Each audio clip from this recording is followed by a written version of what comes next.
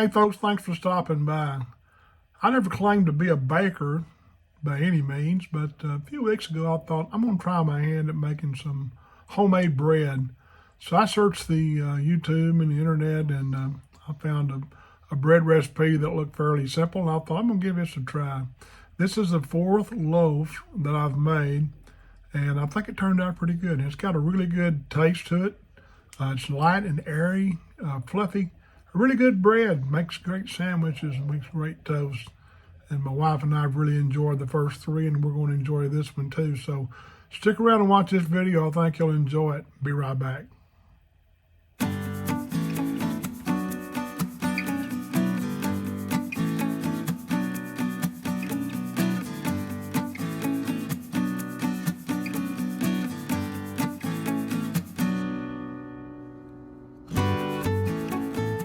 I'm going to start with some warm water. This is about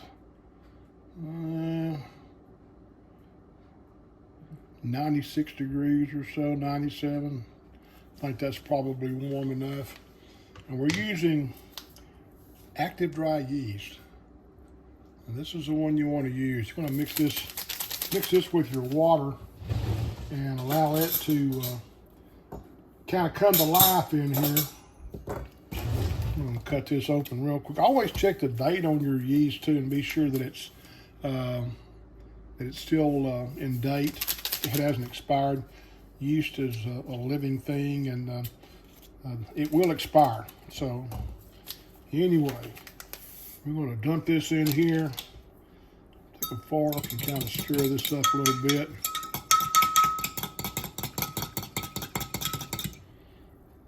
And just let it sit for a few minutes and let it do its thing. So we'll be back in just a minute and we'll finish up. So stick around. So it's been about 4.5 minutes, and you can see how it's kind of forming, I don't know what you'd call that on the top there. That means that the yeast is starting to come alive and starting to activate. And we're going to pour this into a bowl. Back my camera up here in just a second. A little moving around. We're going to pour this into a bowl, such as like so, and kind of give it a little stir around there. To that, I'm going to add 3 tablespoons of sugar.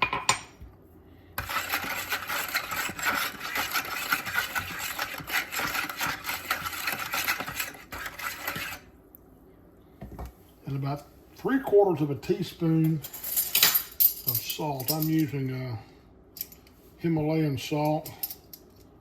You can use whatever salt you want to use. About 3/4 of a teaspoon.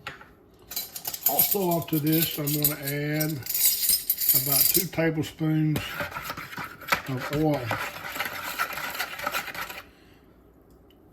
Now I'm using vegetable oil. You can use avocado oil. Don't use olive oil. You want to use something that does not have a flavor to it. Olive oil has a very distinctive flavor to it. And to this, you want to add a room temperature egg. And I forgot to set my egg out. I actually kind of improvised here and stuck one in some warm water. And we're going to dump that dude in.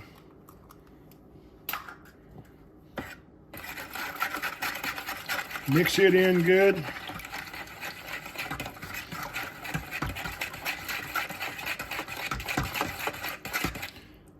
We've got our wet ingredients. Now we're going to start adding our flour in. Recipe calls for 3.5 cups. I always start with 3 cups and kind of see where we're at, depending on the humidity, where you're at, as to whether or not you need that much. So I've got to do a little rearranging here again. Hang with me here for just a second.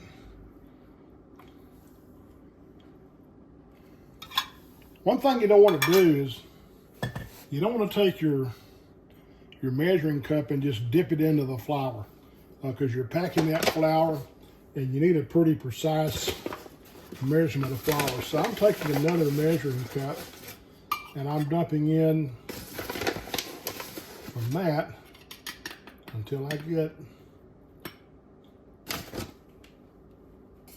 a cup, and I'm leveling it off. I'm going to dump it in and do 2 more this way.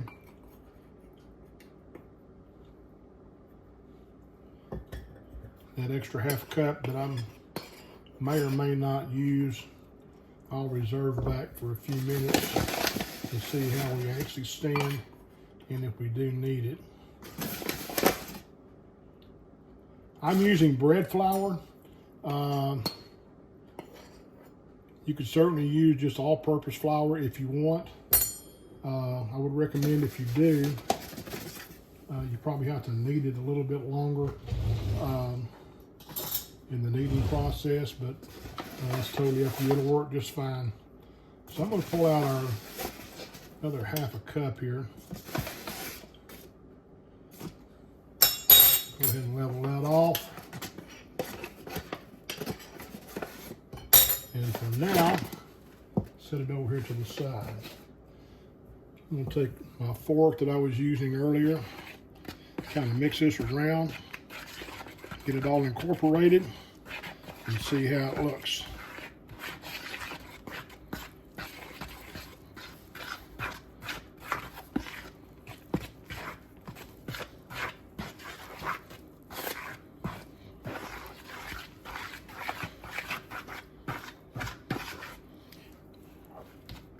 It's going to look kind of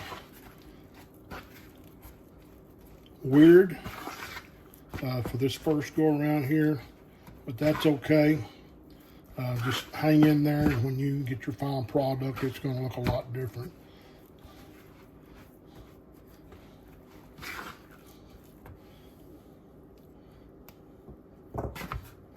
So as you can see, that's kind of what we have here.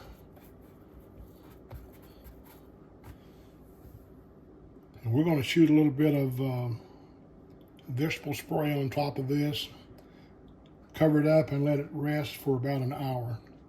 So let me grab my vegetable spray. I'm going to give it a little spray on the top just to kind of help it keep from drying out and cracking. And I'm going to set it over to the side. Set it somewhere kind of in a draft-free area and let it rise for about an hour. It should double in size, and we'll find out. We'll be back in about an hour and check it. So we'll be back.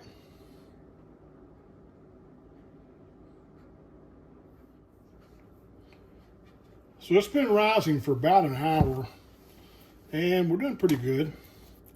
Turned out pretty good there. We're going to dump this out onto some flour here and start kneading it.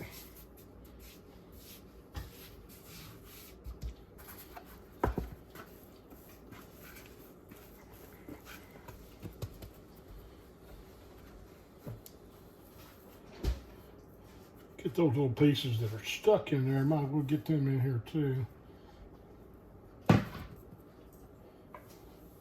Don't use a lot of flour if you don't have to.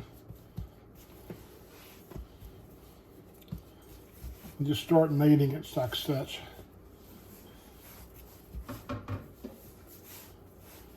Fold it back and take your palm of your hand and push it forward. You might have to do this for 5 or 6 minutes or so to get it nice and elastic. I got a big hand, so you may need to use 2 hands when you're kneading it. But just keep kneading.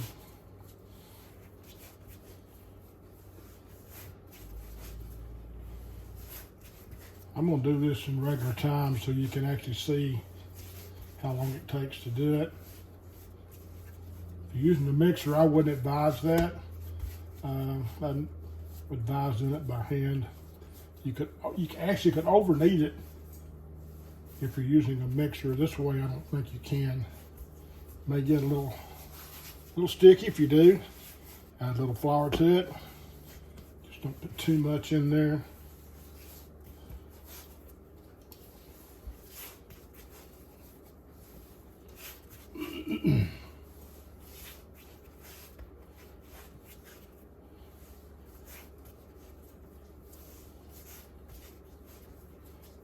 This is probably the hardest part of it, I guess you could say, if there is a hard part. Can't be too hard if I'm doing it, I guarantee you that.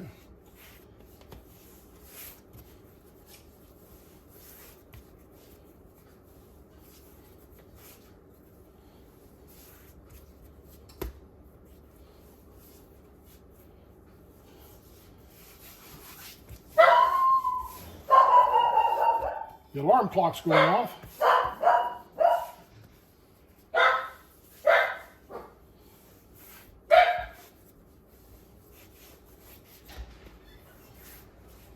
It's our watchdog.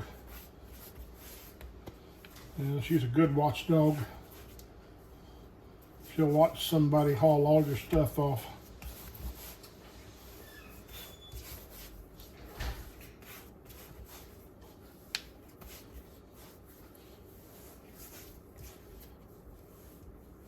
See, it's starting to get kind of smooth there. We're going to keep doing it for a while.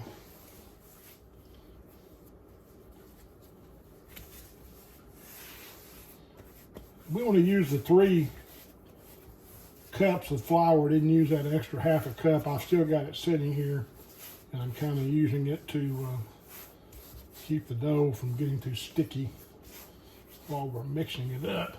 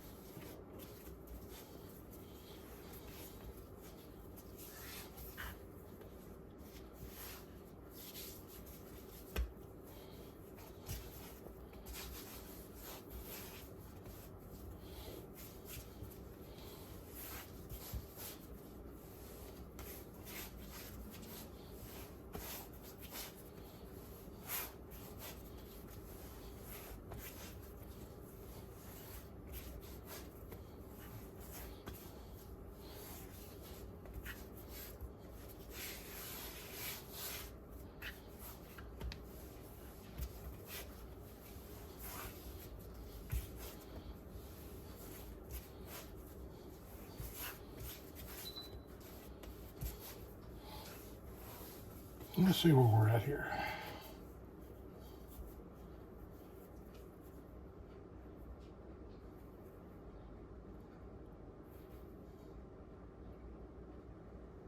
Need to go a little longer. We'll keep kneading. I'll be back in just a second.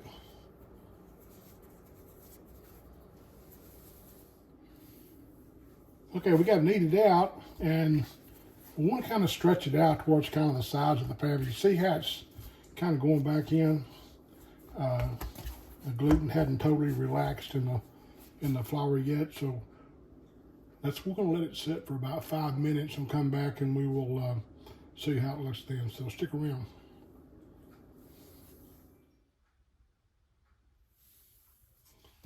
Okay, you see how this is a little easier to stretch out now. So get it about this. I've got just a regular size loaf pan here.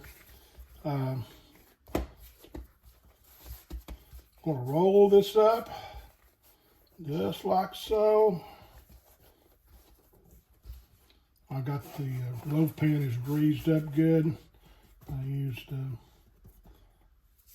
some more of the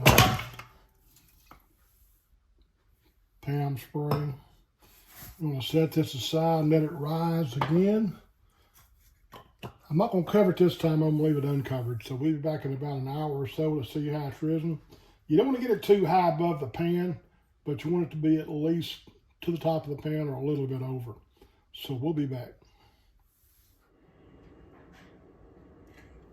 We got a pretty good rise on this, dude, so we'll go ahead and pop it in the oven. Probably 20, 25 minutes. My oven at 400 degrees. I know it's going to take about 25 minutes, so I'll be back.